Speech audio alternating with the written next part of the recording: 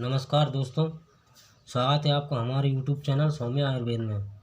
दोस्तों, आज हम बात करेंगे धातकी और इसके फूलों से होने वाले फायदे के बारे में।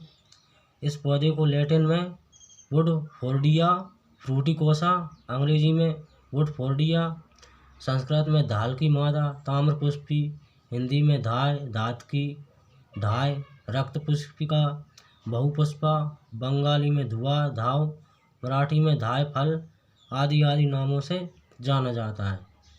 मित्रों, इस पौधे की ऊंचाई 6 से 12 फीट होती है। यह झाड़ीनुमा पौधा होता है। इसकी पत्तियां 2 से 4 इंच लंबी नुकीली होती हैं। इसके फूल गुच्छों में लगे होने के कारण इसे बहुपुष्पा भी कहा जाता है। फूलों के अंदर भूरे रंग के बीज होते हैं और इसके फूल जनवरी से अप्रैल माह में लगने शुरू हो जाती हैं और फल मित्रों अप्रैल से मई में लगने लगते हैं।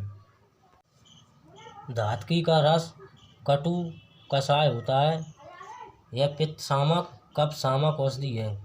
इसके अलावा यह उत्तेजक, रक्त स्तंभक, व्रणरोपक और विषहर औषधि भी है।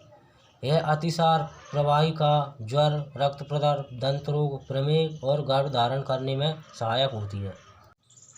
मुख्य रूप से 90% आसव और आरिष्ट में धातकी के फूलों का प्रयोग किया जाता है और इसके फूलों की सबसे बड़ी विशेषता यह है कि ये आसव को और अरिष्ट को कभी खट्टा नहीं होने देते। दोस्तों, इसके एकल प्रयोग में यह अतिसार और प्रवाहिका में बहुत अच्छा काम करता है। दोस्तों, जिनके शरीर में अक्सर अंदर जलन रहती है उनके लिए धातकी किसी वरदान से कम नहीं है। इसके 2-3 ग्राम पत्तों को पीसकर उनका रस निकालकर मिश्री के साथ लेने से शरीर के अंदर की दाह और जलन शांत हो जाती है। अगर किसी के शरीर में भारी और भयानक रूप से जलन हो रही है तो इसके फूलों को पीसकर गुलाब जल मिलाकर उसका लेप करने से निश्चित रूप से जलन शांत हो जाती है और आराम मिलता है।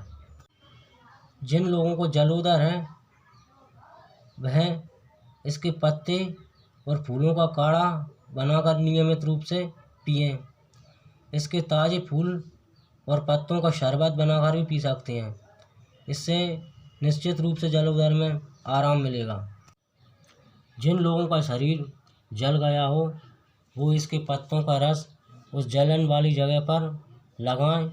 इसे लगाने से जलन में तो आराम मिलेगा ही, साथ में जलन से होने वाले फफोले और उनके निशान भी नहीं पड़ेंगे। इसके अलावा दोस्तों, इन छोटे बच्चों के दांत निकल रहे हों, दांत निकलने से बच्चों को बहुत तेज़ दर्द होता है और उन्हें दस्त भी लगने लगते हैं। इसके लिए धातकी के सूखे हुए फूलों का चूरन और फूला हुआ सुहागा दोनों को बढ़िया मिलाकर किसी कपड़े में छानकर उसमें थोड़ा सा शहद मिलाकर बच्चों के मासूड़ों की हल्के से मसाज कीजिए। इससे बच्चों के दांत निकलने में उन्हें दर्द भी नहीं होगा और उससे होने वाले दस्तों में भी आराम मिलेगा। साथ में बच्चों का पेट भी साफ रहेगा।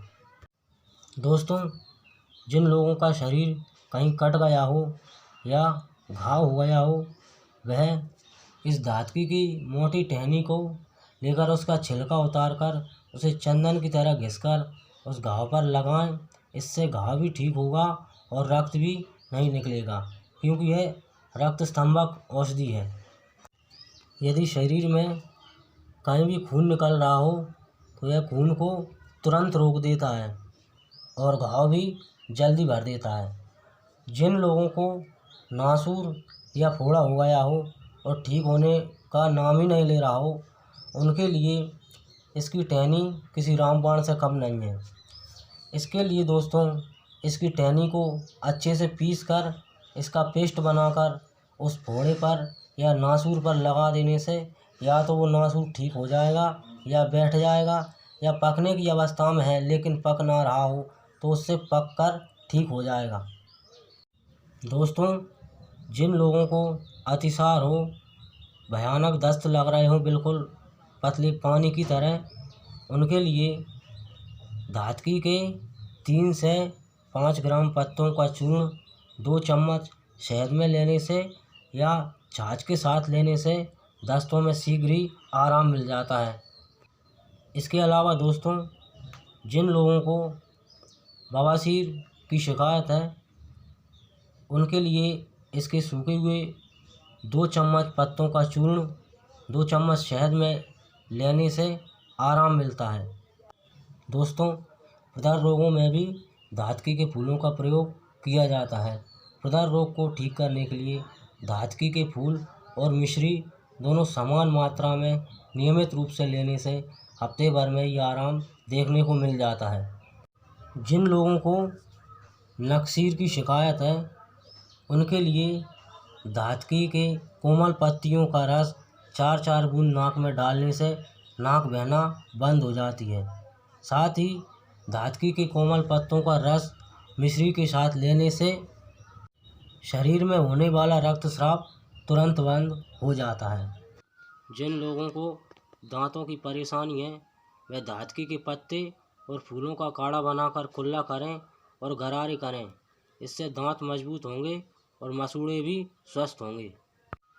जिन लोगों के पेट में मरोड़े और ऐंठन उठती हो वह धातकी के फूलों का चूर्ण 1 गिलास मट्ठे में मिलाकर पीने से उनकी मरोड़े भी ठीक होंगी और साथ में दस्त लगने भी बंद हो जाएंगे।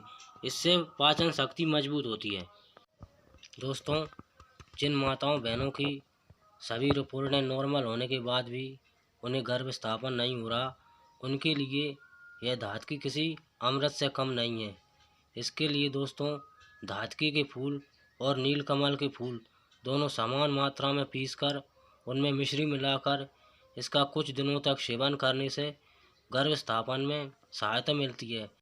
धातकी का यह प्रयोग ऐसी माताओं बहनों के लिए किसी दिव्य वरदान से कम नहीं है। ऐसी माताओं बहनों को इसका प्रयोग अवश्य करना चाहिए और लाभ लेना चाहिए। दोस्तों, अगर आपको ये जानकारी अच्छी लगी हो तो इस वीडियो को लाइक कीजिए, शेयर कीजिए और हमारे चैनल को सब्सक्राइब कीजिए। अगर आपने अभी तक बेल आइकन भी नहीं दबाया तो बेल आइकन को प्रेस कर दीजिए ताकि हमारे ताज़ा नए अपडेट आपको मिलते रहें। आपके क्षेत्र में धातकी को और किन किन नामों से जाना जाता है नीचे कमेंट बॉक्स में ज़रूर लिखिए। वीडियो देखने के लिए धन्यवाद।